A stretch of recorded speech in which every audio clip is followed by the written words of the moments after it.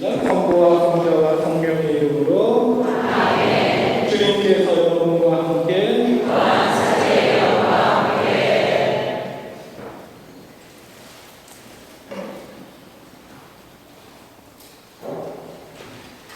여러분이 그리스도 안에서 격려를 받고 사랑에 찬 위로를 받으며 성령 안에서 친교를 나누고 애정과 동정을 나눈다면 뜻을 같이 하고 같은 사랑을 지니고 같은 마음, 같은 생각을 이루어 나의 기쁨을 완전하게 해주십시오.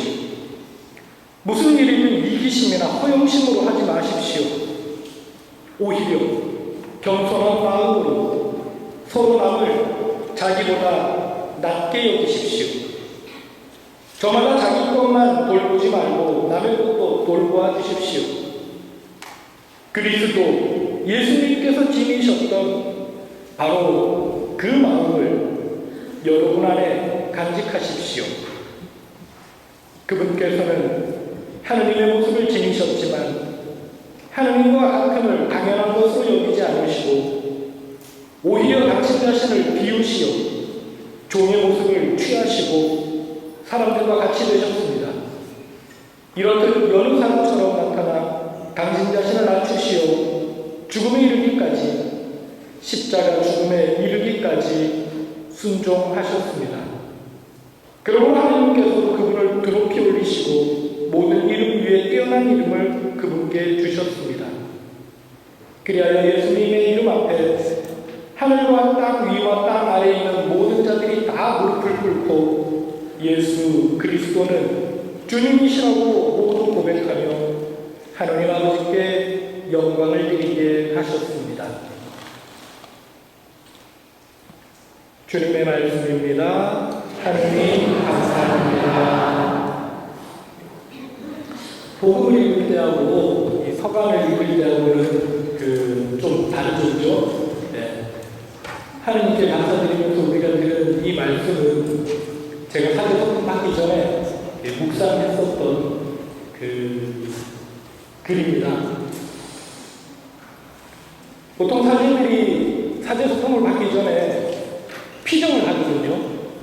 근데 저희는 부재품 때 이냐시오 영신 수련을 했어요. 30일. 이제 피정식 하나 수녀 빌려가지고 우리가 19명이었는데 소통 동기들이 그 19명이 거기서 한 달 동안 피정을 하는데 말을 하지 말래요.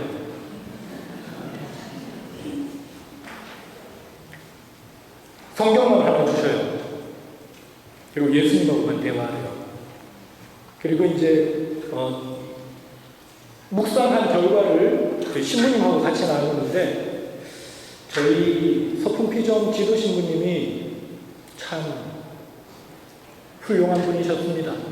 정일우 신부님이시라고 예수회 신부님이신데 서강대학교 교수로 계시다가 성북동이라고 아세요? 서울에? 지금은 아파트촌인데 그 옛날은 철거민들이 살던, 그러니까 판장촌이었는데 그 사람들이 이렇게 철거민으로 내몰리는 상황이었습니다. 가장 약한 사람들과 함께 있어야 되겠다고 하셔서 신부님이 그 철거민들과 함께 그걸 비디오로 찍어요. 이름이 성북동 올림픽이었습니다. 88 올림픽 한다고 전두환 시절에 막 나라가 뒤집어지고 있는 상황에서 어떻게 외국에서 온 손님들에게 저런 판자촌을 보여줄 수 있느냐, 저기 철거해라. 그 올림픽을 하고 있었어요. 철거민들은 막아서고 포크레인하고 이런 사람들은 들어오고.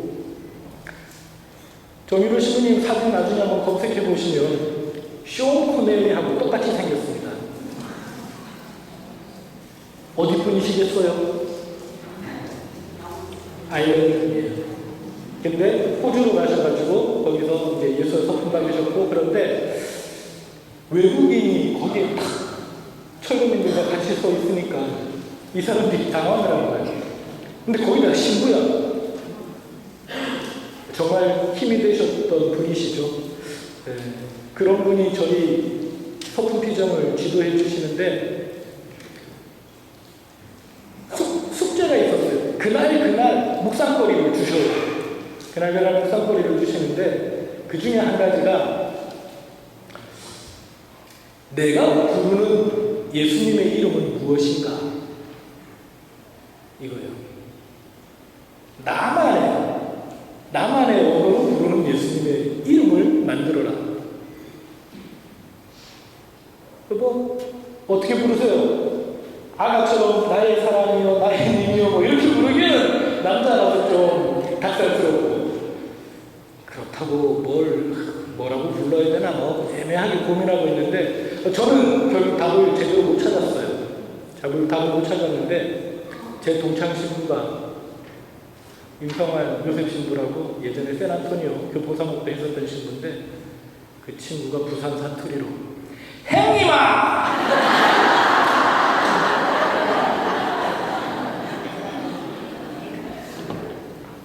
뭐 우리가 그때 29 이쯤이었으니까 예수님 형님하라고 충분히 부를 수 있죠. 전 지금도 형님하라고 부르는 게 하나도 이상하지 않습니다. 근데 부산 사람들은 이해합니다. 이 행님아! 이게 무슨 말인지. 모든 걸 다 해결해주는 말이 이 행님합니다. 동네에서 내가 뭐 잘못해가지고 혼나고 있을 때에도 행님아! 이 한마디면 다 끝납니다. 어디선가 짜짜짜짜 형님이 탁 나타나가지고 짱같이 다 해결해줍니다. 여러분들도 어렵고 힘든 일이 있을 때 여러분만의 부르는 예수님의 이름들을 한번 생각해 보세요. 왜 정말 사랑하는 사람들은 서로가 서로에게 애칭을 붙여주잖아요. 그죠?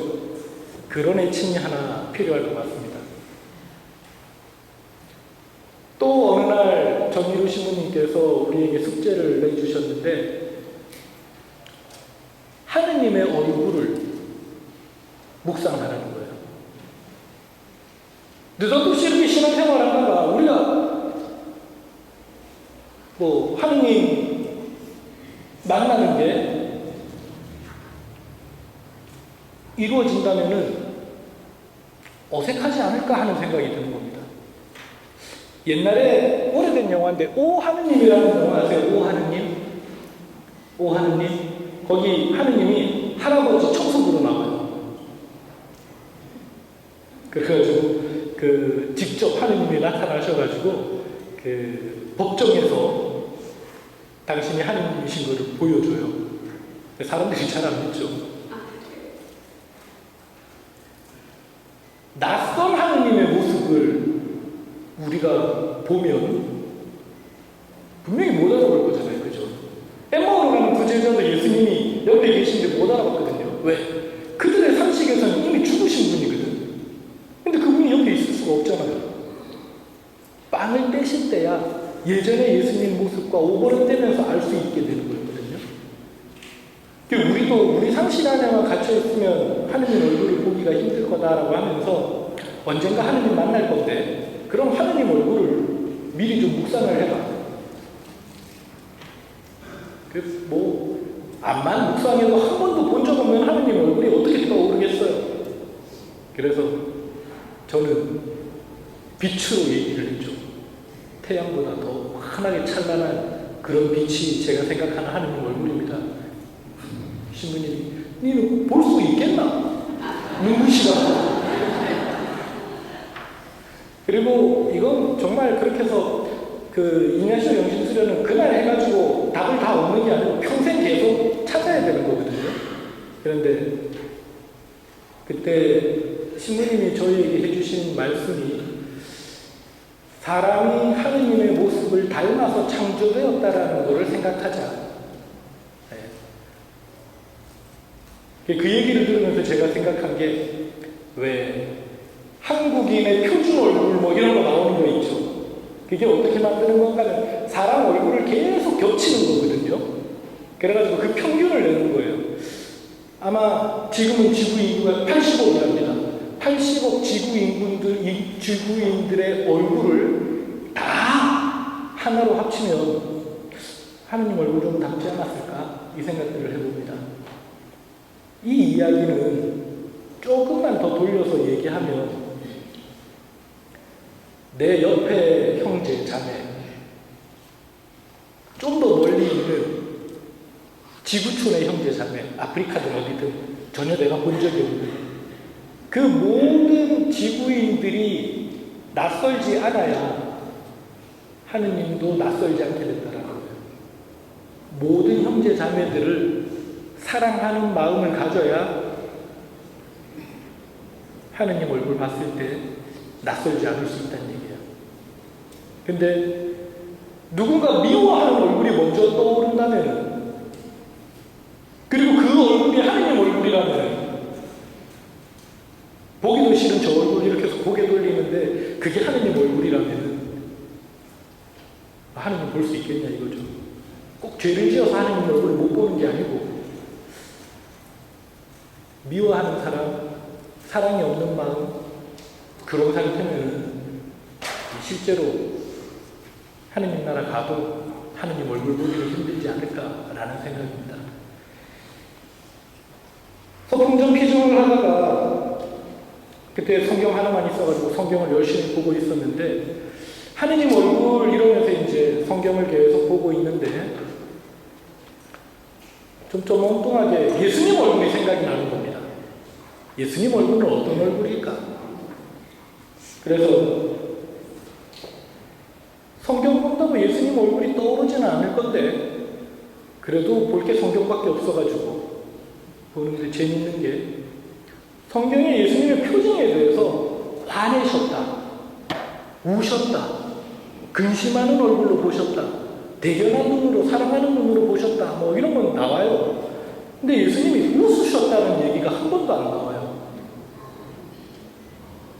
울기까지 하셨는데 왜 웃었다는 얘기가 없지? 그 장미의 이름으로 보면은 웃음을 죄악으로 여기잖아요. 정말 예수님은 안 웃으셨을까? 그처럼 아마 웃는 걸 죄악시하는 그런 상황이 있었나? 근데 그날 묵상하다가 갑자기 맨날 인상 쓰고 찡그리는 사람은 그게 자기 표정이 될 거잖아요. 그 사람이 인상을 좀 더 쓴다고 해가지고 인상 썼다라고 얘기하지 않을 거잖아요. 마찬가지로 늘 웃고 계시는 예수님이면은 맨날 웃고 계셨는데 그걸 쓸 이유가 없잖아요. 드는 생각이 그거였습니다. 아, 예수님은 매일 웃으셨겠다. 그래서 그 표정이, 웃는 얼굴이 예수님의 표정이기 때문에 성경에 웃었다라고 쓸 이유가 하나도 없었겠구나, 이 생각이 들더라고요.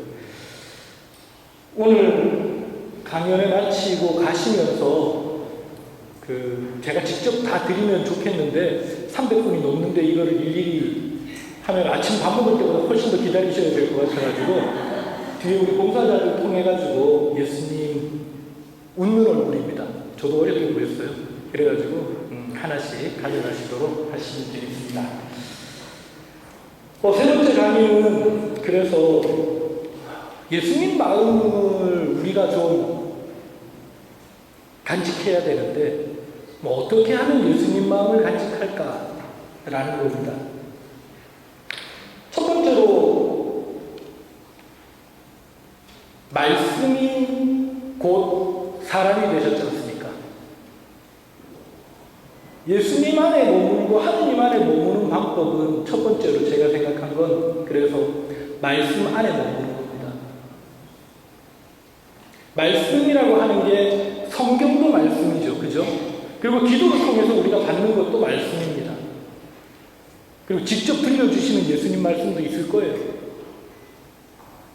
근데 이 모든 것들은 뜻에서부터 나옵니다. 뜻에서부터. 이게 워낙 빨리 일어나서 말이 곧 생각인 것처럼 이렇게 생각을 하시는 분들이 계신데 0.001초라도 생각이 먼저입니다. 뜻이 먼저예요. 하느님께서 세상을 창조하시고자 하시는 뜻이 있으셨기에 말씀으로, 그 말씀의 힘으로 빛이 생기고 창공이 생기고 모든 것들이 생겨나는 거거든요. 말씀을 우리 우리가 알아듣는다라는 거는 그 뜻을 알아듣는 거죠. 제가 이게 무슨 말인지 알 수 있습니까? 라고 묻는 거는 이게 한국말이다, 부산말이다 이거를 이야기하는 게 아니고 이 말에 담긴 뜻이 무엇인지를 아시겠느냐라고 묻는 겁니다. 그죠? 그래서 결국 예수님의 말씀을 알아듣는다, 하나님의 말씀을 알아듣는다는 것은 하나님의 뜻이 무엇인지를 알게 된다는 거죠. 이게 신앙생활에서 최고봉입니다. 하나님의 뜻이 무엇인지를 알아듣는 것.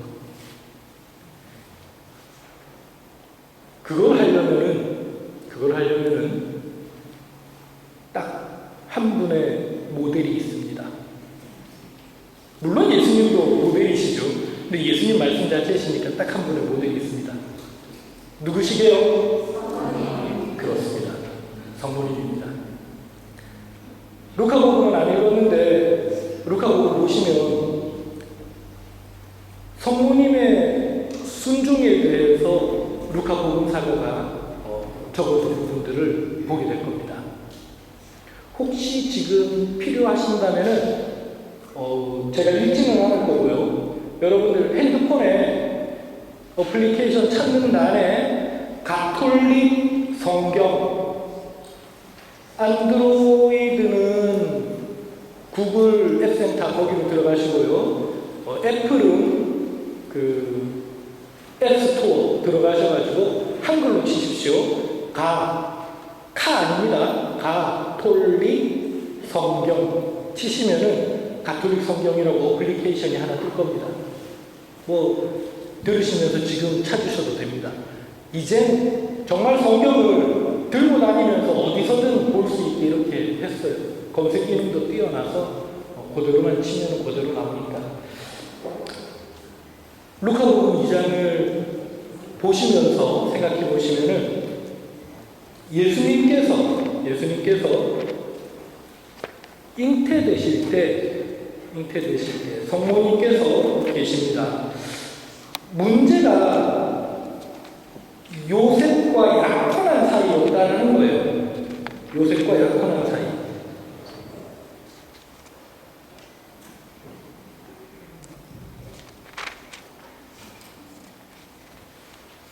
이스라엘 사람들은 결혼을 하기 전에 약혼을 하는데 약혼한 그 자체가 결혼입니다. 약혼한 상태에서 아기를 가지면은 간음을 하게 됩니다. 다른 남자와 바람 피우게 돼요. 근데 이스라엘의 형법을 간음한 여자는 돌을 던져서 죽여요. 이게 말이 돌을 던져서 죽을 때까지 돌 던진다는 얘기거든요. 사람 한 명 놔두고 돌을 계속 던지는 겁니다. 그 동네 돌도 그렇게 안 많더구만. 어디서든 돌을 가져와서 돌을 계속 던지면 사람이 죽어서 쓰러지고 난 뒤에도 돌을 계속 던지면은 그냥 돌무덤이 하나 생기는 겁니다. 대개 그런 일을 하는 자리가 동네 외곽이겠죠. 그럼 그 외곽에 돌무덤이 생기면은 사람들이 지나가면서 이거 뭐 안 보이던 돌무덤이 생겼네. 저기 마리아 저 바람 피워가지고 돌 맞아 죽은 그 무덤이잖아. 동네 망신으로다가 이렇게 놔두는 거죠. 연료비를 세워서 자랑하는 것처럼 그 돌무덤은 동네 망신이 되는 겁니다. 근데 성모님은 당신 목숨이 위험해질 수 있는 상황인데도 주님의 종이오니 그대로 제 이루어지소서라고 얘기하십니다.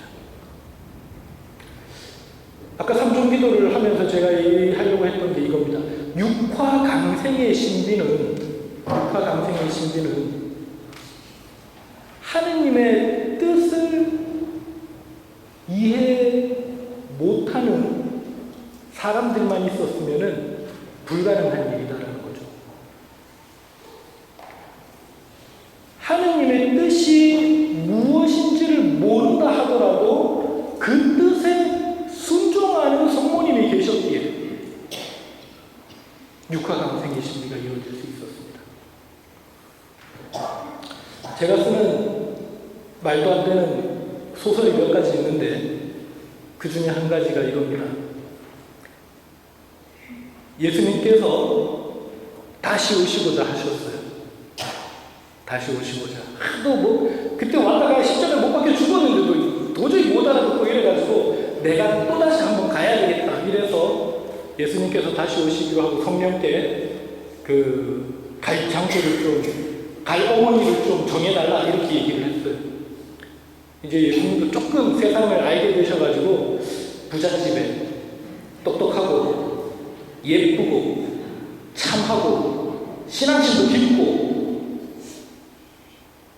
그리고 그때 부모님 안 계셔가지고 좀 힘들었었으니까 이번에는 내 어머니의 보고만이 될 부자인데다가 잘생기고 부부 금술도 좋고 그런 부모님도 있는 그런 가정에 좀 이제 보내주십시오 이렇게 성령께 부탁을 했어요. 다니면서 성령께서 정말 몇 집 안 되는 그런 집을 찾아내가지고 예수님을 순종한 그 처자를 통해가지고 이렇게 탁 잉태를 해드렸습니다. 그랬더니 그 신앙심 깊고 부부 금술도 좋고 돈도 많고 남들 보기에 존경받는 그 부모가 우리 딸한테 이런 일이 일어나다니 안 되겠다. 얼른 지워라. 그래서 아직도 예수님이 못 오고 계신다. 말도 안 되는 소설을 한번 써보려고 생각 중입니다. 웃는 얘기지만 지금 예수님이 못 오시는 상황이 분명히 그럴 겁니다. 성모님의 그런 순종이 지금 없어요. 우리부터 순종 안 하는데 뭐 성직자도 수도자도 신자도 하나님 뜻에 온전하게 순종하는 안 하잖아요. 내가 하고 싶은 대로 하려고 하잖아요. 부산 내가 애들만 해도 벌써 지가 하고 싶은 대로 하려고 소리 지르고 울고 굴고 떼쓰고 이러는데 다 큰 사람이 자기 뜻 다 버리고 하나님 뜻을 순종하는 게 정말 대단한 신앙 아니면 불가능한 거죠. 성모님이 그걸 이루십니다. 그래서 하느님 뜻에 온전히 순종하셔서 하느님 안에 머무르시는 겁니다. 그 신비로, 그 순종으로 육화 강생의 신비가 이루어집니다. 하느님이 사람이 되시는 신비가. 그래서 하루에 3번 종소리 듣고 이 기도하라고 3종 기도해요. 아침에 하면 조종, 아침 조자. 낮에 하면 오종, 나도자. 저녁에 하면 만종, 저녁 만자. 그래서 밀레가 그린 그 그림이 해지는 데서 부부가 고개 숙이고 기도하는 그 장면, 그걸 보고 제목을 만종이라고 붙였던 겁니다. 가능한 여러분들도 삼종기도를 그래서 성모님의 순종을 본받고 우리 죄를 씻기 위해서 하느님이 사람 되신 그 신비를 기억하는 이 삼종기도를 가능하면 좀 하면 좋을 것 같아요. 근데 요즘 성당 종소리 미션 근처 안 가면 잘 듣기 힘들죠. 근데 여러분들 옆에서는 항상 종 쳐주는 기계가 있습니다. 핸드폰 알람 한번 맞춰보세요. 네. 아침 6시에 일어나서 3종으로 시작하고 낮에 저녁에 3종 해보시면은 그 육화강생의 신비를 묵상하면서 그 기도문들이 다 그 내용입니다.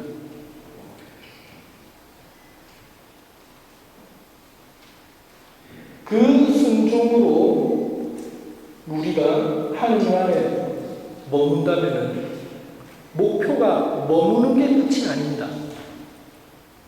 머물면서 누리는 그 생명이 끝까지 영원히 이어지는 게 목표입니다. 그렇게 하려면 우리 삶이 기도로 채워져야 돼요. 하느님의 뜻을 알아채기 위한 기도. 그래서 정말 술 한잔 더 하고 싶을 때 기도하십시오. 네. 주님, 한 잔만 더 마셔도 되겠습니까? 그러면 하나님께서, 예수님께서 고마해라. 많이 먹다 아니다. 네. 이거 사는 게 좋겠습니까? 안 사는 게 좋겠습니까? 기도해 보세요, 항상. 내 뜻대로 하지 말고 하나님 뜻대로 하려고 하는 그 순간 우리는 하느님 안에 머무르는 거고 예수님 안에 머무르는 거고, 예수님 뜻이 우리 안에 있으면 예수님께서 우리 안에 머무르시는 거고 내 삶에 함께 하시는 겁니다. 또 한 가지 우리가 예수님 안에 머무르기 위해서 필요한 것이 성경입니다. 성경.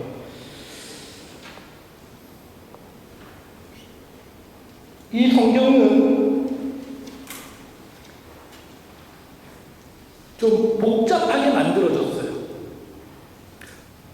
쿠란이라고 아십니까? 무슬림의 경전입니다. 조금 조심해서 이야기를 해야 되는데, 쿠란은 무슬림의 경전이면서 모하메드가 들은 거예요. 옛날에는 모하메드가 다 썼다라고 얘기를 하는데 모하메드가 글을 몰랐답니다. 글을 몰랐는데 이걸 쓸 수는 없잖아요. 그래서 모하메드가 지브랄, 가브리엘 천사에게서 전해 들은 내용을 이제 그의 동료들에게 이야기했고 그 동료들이 적었을 거라고 얘기를 합니다. 그러니까 한 사람이 계시받은 내용을 적은 거예요. 한 사람이 계시받은 내용을 적은 거예요. 모하메드가 계시받은 내용을 적은 게 꾸란입니다. 우리 성경은 그렇지가 않아요. 한 사람이 아니에요. 이스라엘 백성을 통해 가지고 내려주신 하느님의 말씀이에요. 그리고 하루 이틀 만에 적은 것도 아닙니다. 이스라엘의 역사 과정 가운데 계속해서 있었던 하느님의 말씀이에요.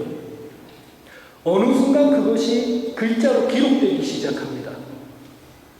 그런 것들이 굉장히 많아져요. 기록된 것들이. 양피지에. 그러다가 그걸 아마 왕권이 생기고 나서 가능하겠죠. 왕이 이걸 다 모읍니다.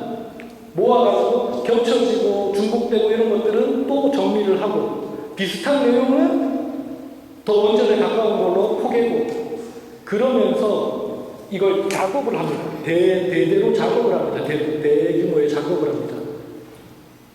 그래서 예언서는 예언서대로 그리고 오경이라고 얘기하는 토라는 토라대로 항아리마다 이렇게 해서 딱 하나씩 다 이렇게 넣어둡니다. 분류를 해둬요. 그리고 나서 경전화 작업을 거칩니다. 요거는 진짜 하느님의 말씀이 맞는 것 같다. 요거는 좀 내용이 이상하다. 이런 거를 넣고 빼고를 이 사람들이 정합니다. 그리고 그 정해진 것들을 이제는 번역을 합니다. 이걸 70인역이라고 얘기하는데 이스라엘이 그리스 식민지가 되었을 때 그리스어로 이거를 번역을 해요. 70명의 사람들에게 번역을 맡겼는데 70명 사람이 번역한 게 내용이 똑같더라. 그래서 70인역이라고 얘기하는데 번역을 하고 그 번역된 내용이 또 번역이 되고 그래서 전 세계에 퍼진 게 지금 성경 말씀입니다. 한국 교회도 제대로 된 성경을 가지기 위해서 정말 부단히 노력을 했습니다. 우리 선종환 신부님이라고 강원도 원주교구로 알고 있는데 제천 가는 길에 그 성당이 무슨 성당인지 혹시 아세요? 예? 용서막 맞아요. 용서막 성당에 그 신부님 성경 번역하신 게 이렇게 있는데 책상이 외국어 성경을 6개, 7개를 이렇게 놓고 보셔야 되니까 책상이 뺑 돌아서 이렇게 돼 있는 그런 책상을 놓고 히브리어, 히라보, 라틴어, 불어, 영어, 독어 8개국어를 하셨대요. 그래 그 8개국 성경을 놓고 번역을 하신 거예요. 근데 제일 좋은 우리말로 번역하려고. 그래서 창세기 대부분과 탈출기의 대부분은 선종환 신부님께서 해주신 번역을 가능한 많이 따르려고 했었다라고 얘기를 합니다. 그 선종환 신부님이 어느 정도 이렇게 번역을 해뒀는데 개신교에서 이렇게 손짓을 합니다. 우리 같이 번역하자. 그래서 나온 게 공동번역 성서였어요. 근데 판본은 개신교가 가지고 있고 개신교 신자가 많았으니까 원래 그래서 개신교에서 이거를 쓰려고 같이 만들었는데 목사님들은 개별 전투지 않습니까? 자기 교회 안에서는 자기가 다 하지 않습니까? 그러니까 안 따르는 거예요. 그냥 개역 성경 따르겠다고 계속 그걸 쓰시는 거예요. 그러니까 판본은 개신교에서 가지고 있고 쓰는 건 천주교 신자들만 쓰고 있고 그리고 여러분들이 성경 산다고 돈 내면 그게 개신교 성경 공예로다가 다 들어가는 거예요. 주교님들이 보니까 이건 좀 아니다. 이래서 우리가 가톨릭 성경을 번역하기로 합니다. 그래서 84년에 200주년을 맞춰가지고 200주년 성경을 번역하기로 했었는데 조금 욕심이 생기셨어요. 공부하시는 분들의 욕심. 원전에 충실한 성경을 만들자. 그래서 히브리어, 히라보 그 원전을 두고 정말 충실하게 성경을 번역을 했습니다. 재밌는 게 꾸라는 번역을 못하게 되어 있어요. 아라비아어 그대로 읽게 되어 있습니다. 뜻을 알아듣냐면 못 알아들어요. 그럼 어떻게 해야 되냐면은 이게 이런 뜻이다라는 설명서를 따로 읽어야 돼요. 그러니까 원전 아라비아어 성경 꾸라는 가지고 있고 그 원전 꾸라는 아라비아어로 가지고 있고 한글로 이걸 설명해 놓은 거를 따로 읽어야 돼요. 그만큼 원전의 중요성을 얘기하는 거였죠. 우리는 그런 의미를 좀 살리려고 원전 히브리 성경을 살렸는데 그렇게 하고 나니까 말이 잘 안 되는 겁니다. 괄호에 꽃금 괄호에 뭐 꽃 괄호에 이래가지고 뭐 엄청 많은 괄호들이 들어가는 거예요. 이 전례용으로 쓸 수가 없다. 문제가 그거였어요. 원뜻은 알아듣겠는데 전례용으로 쓸 수가 없다. 그래서 원뜻을 최대한 살린 전례용으로 쓸 수 있는 성경을 번역하자. 여기는 한 신부님의 목숨이 들어갔습니다. 그 임승필 신부님이시라고 그 성서주관으로 계셨는데 성경 번역을 책임지고 계셨던 분도 성경을 공부하신 분이에요. 그래서 이분이 정말 공부하시고 성경 번역하시고 그리고 이 성경이 나올 때쯤 돌아가십니다. 그래서 우리 성경 맨 앞에 보면은 그 임승필 신부님에 대해서 이야기하는 부분이 주교님 그 글로다가 이렇게 나와 있습니다. 한 사제의 생을 다 갈아 넣어서 만든 성경입니다. 그래서 보면 그 정말 이제 내용뿐만 아니라 말로 하는 데서도 그래도 한국에서는 더 이상 이거보다 나은 번역이 나오기는 힘들지 않을까라는 생각이 들 정도로 잘 번역이 되어 있습니다. 그래서 여러분들께서 꼭 그렇다고 영어 성경 읽으실 건 아니잖아요. 한글 성경 가지고 다니면서 읽어주십시오. 말씀을 충분히 들어야 됩니다. 뜻을 알려면은. 근데 우리는 듣는 게 힘들면 읽기라도 해야 됩니다.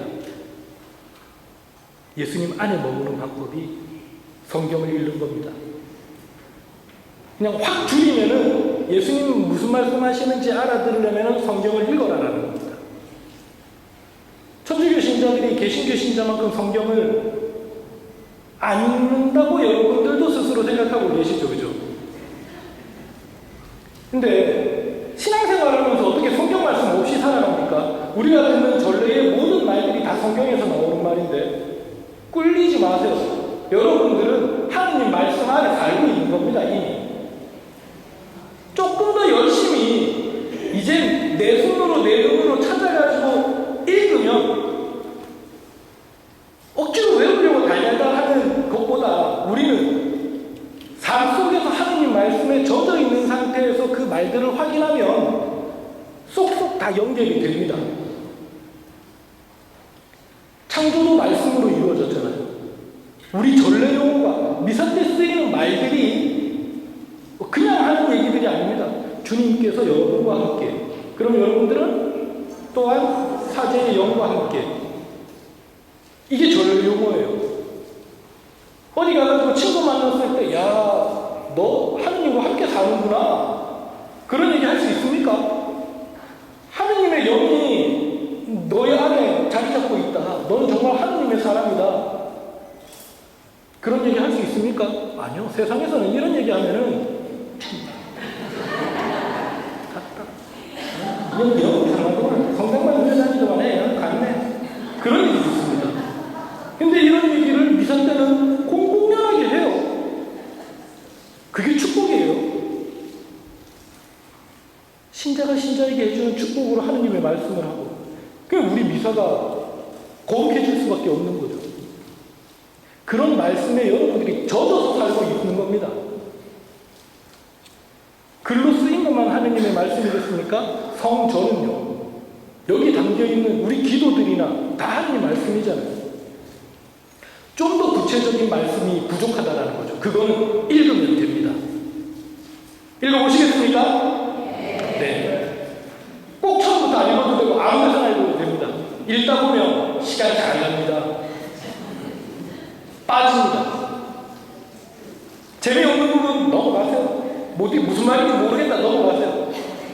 근데 펴서 읽기 시작해가지고 쭉, 이게 그거 생각난다. 옛날에 안어로 아십니까? 한번 빠져 봅시다 이렇게 얘기하더라고요. 정말 푼돈 빠질 수 있는 게 우리 성경입니다.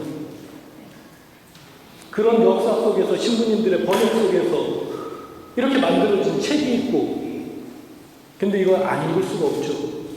읽다 보면 우리 삶에 하느님 뜻이 보입니다. 기도할 때 예언하라고 하죠, 그죠? 어떻게 좀 됩니까? 안 되는 이유가 하느님 말씀이 뭔지 모르는데 뭔 예언이야. 예언이 미래를 내가 맞추는 게 예언이 아니에요. 한자를 잘 보면 맡길 예자입니다. 맡길 예, 말씀은 하느님 말씀을 맡아가지고 내가 하는 거예요. 예언자도 미래를 내가 맞추는 사람이 예언자가 아니고 하느님 말씀을 받아가지고 전하는 사람이에요. 그게 예언자예요. 그럼 말씀을 주시는데 이제 고민합니다. 갑자기 속에서 이런 얘기가 떠오르는데 이게 하느님이 주신 말씀인지 아닌지, 이걸 할지 말지 고민하지 마세요. 일단 내뱉어 보는 겁니다. 근데 그게 아니다라고 되면 창피하겠죠, 그렇죠? 창피를 안 겪으려면 말씀을 먼저 읽으시면 됩니다. 쭉 말씀을 읽고 가세요. 마치 사람처럼 하나님 말씀을 가득 내 머릿속에 담고 가서 기도해야 하는데, 느닷없이 툭 쳐가지고 이 단어가 떠오르고 이 말이 나오고, 그러면 해보세요. 우리가 막 기도해야 뭐 맞는 것만 하려고 하는 건 아니잖아요. 해보세요. 그리고 그게 이루어지고 열매가 되면, 아, 이게 진짜 예언이구나, 하나님 말씀이구나. 그럼 어떻게 됩니까? 내 신앙이 확인이 돼요. 뿌듯해져요. 예언의 은사가 있구나.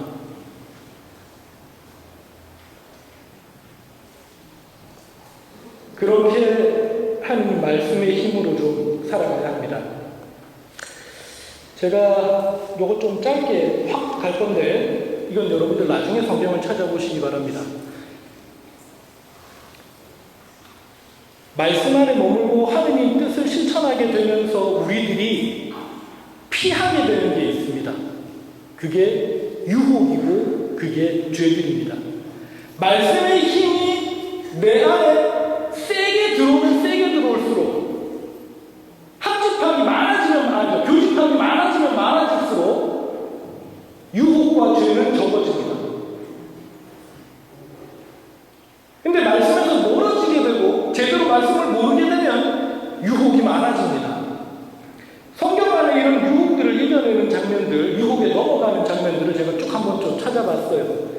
창세기 3장에 아담이 뱀을 유혹할 때 나중에 한번 읽어보세요. 내가 어떻게 해야 죄를 피할 수 있는지 이 말씀의 책 안에서, 말씀 안에서 다 답을 얻을 수 있습니다. 창세기 39장 포티파르의 아내가 요셉을 유혹할 때 요셉이 어떻게 그 유혹을 이겨내는지 보고 나면은 웬만한 세상 유혹 이겨낼 수 있습니다. 탈출기 32장에 아론이 모세에게 뭐라고 얘기하는지를 보세요. 저 사람들이 나에게 금붙이를 줬고 그걸 내가 불 속에 던지니까 저 송아지가 나왔네. 근데 거짓말입니다. 거푸집에 집어넣었거든요. 근데 그걸 모세한테는 그냥 불 속에 넣었더니 송아지가 나왔다 이런 식으로 얘기를 하는 겁니다. 아론의 교만함 이게 보입니다. 우리도 그래요. 우리도 어떤 때 약한 믿음이 야 이게 이래가지고 이렇게 된 거다 이런 식으로 만들고 싶어 하거든요. 그런 약한 믿음을 마치 뭐가 있는 것처럼 믿고 따르려고 하는 사람들이 사이드에 빠집니다. 승리하고 돌아가면서 우리 집에서 나오는 첫사람을 제가 번째로 하나님께 바치겠습니다. 근데 딸이 나와요. 전 이거 읽으면서 그런 생각을 했습니다. 안 맞춰도 될 건데. 진짜. 하나님이 이타한테 네 딸 맞추라고 그렇게 한 게 아니잖아. 이타의 약속이잖아요. 그죠? 좀 안 맞춰도 될 건데. 딸을 아낀다면 그럼 당연히 안 맞춰야지. 근데 이타는 그게 자기 믿음인 줄 압니다. 옛날 사람들이 그랬어요. 결국은 딸이 맞추는데 딸이 좀 놀다가 죽겠다 이렇게 얘기를 하는데 이런 생각이 듭니다.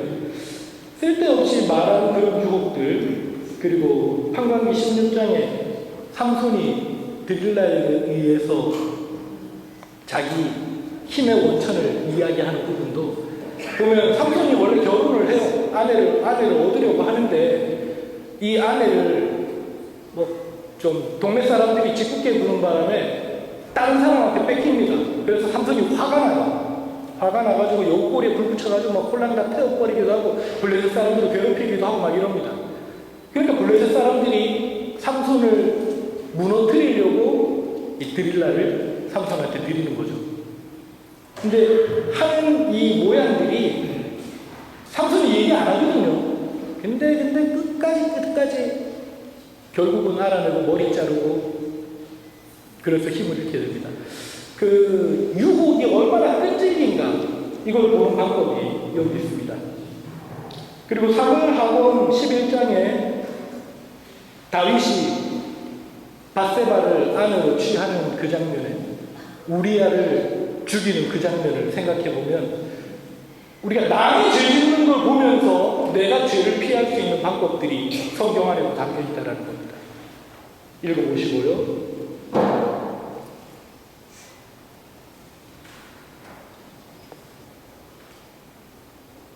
죄와 유혹을 이겨내고 하느님 말씀 안에, 하느님 공간 안에, 하느님 존재 안에 머물러야 하는데 예수님도 유혹을 받으신 거 아시죠? 세 가지 유혹을 받으십니다. 배가 고픈데 돌이 빵이 되게 해봐라. 나한테 절 한 번만 해라. 그러면 세상의 영광과 권세를 다 주겠다. 그리고 높은 데서 뛰어내려 봐라. 하나님께서 감싸주시니 될 거 아니냐? 괜찮을 거 아니냐? 솔직히 이게 우리한테는 유혹이 안 됩니다. 돌을 빵으로 만드는 게 우리한테 유혹이 됩니까? 아니요. 왜? 우리 못하거든요. 할 수가 없어. 근데 이게 왜 예수님한테는 유혹이에요? 할 수 있으니까. 해도 될 거니까. 그런다고 뭐라고 하지 않으니까. 근데 이거 하면 안 편해. 차라리 굶고 말지.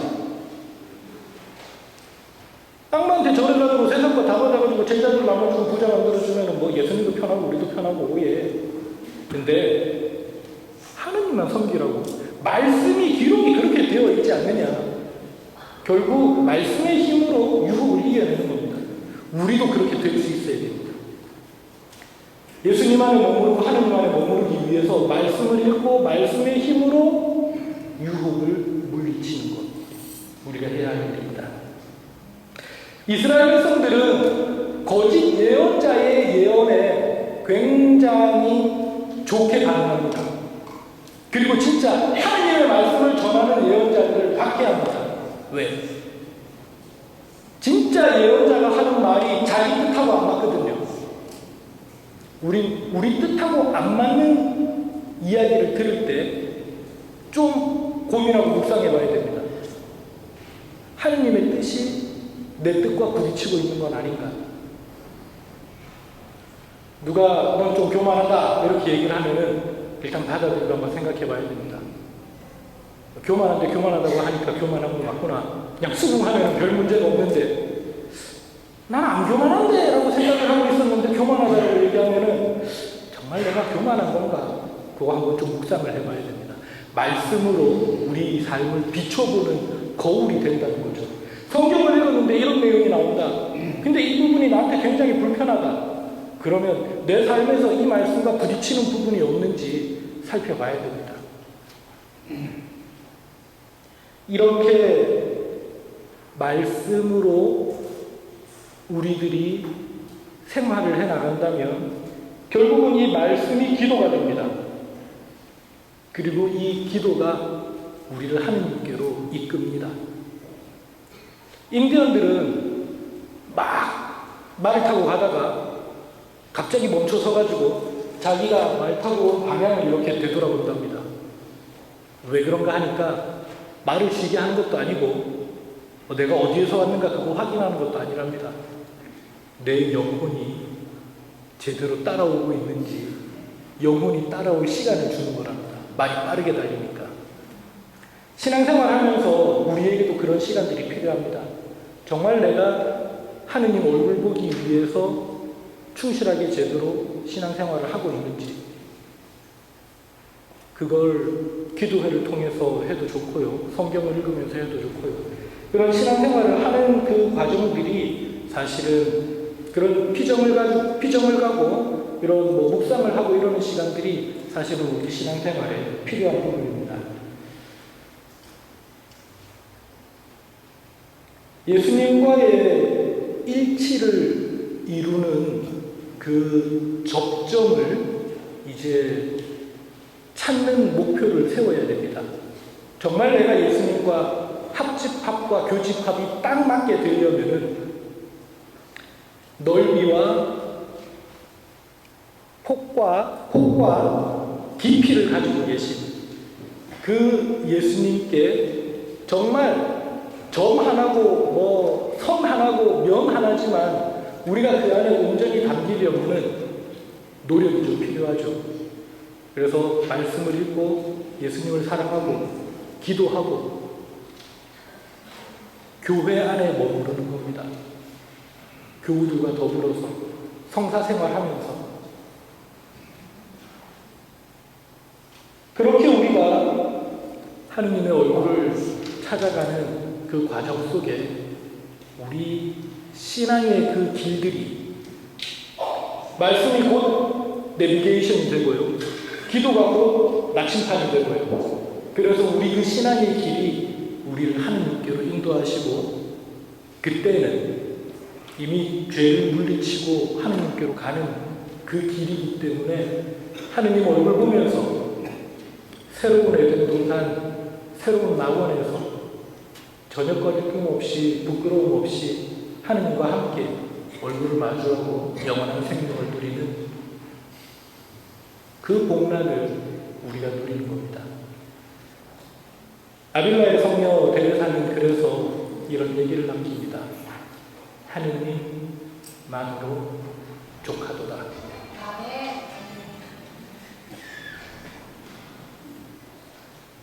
우리가 하느님 안에 예수님 안에 머무는 방법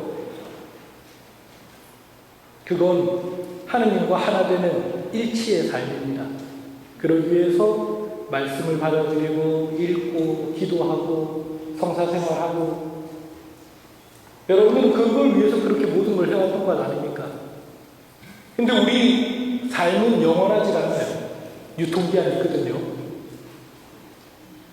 유통기한이 끝났을 때 이걸 유통기한 없는 새 상품으로 돌려받을 수 있어야 되겠죠. 그게 예수님께서 약속하신 부활의 삶이고 영원한 생명입니다. 그 영원한 생명이 여러분들에게 하느님의 선물로 주어지기를, 그래서 언젠가 우리 모두가 그 하느님 나라에서 하느님 얼굴 함께 마주보면서 유통기한 없는 행복을 영원히 누릴 수 있게 되기를 바라면서 마칩니다.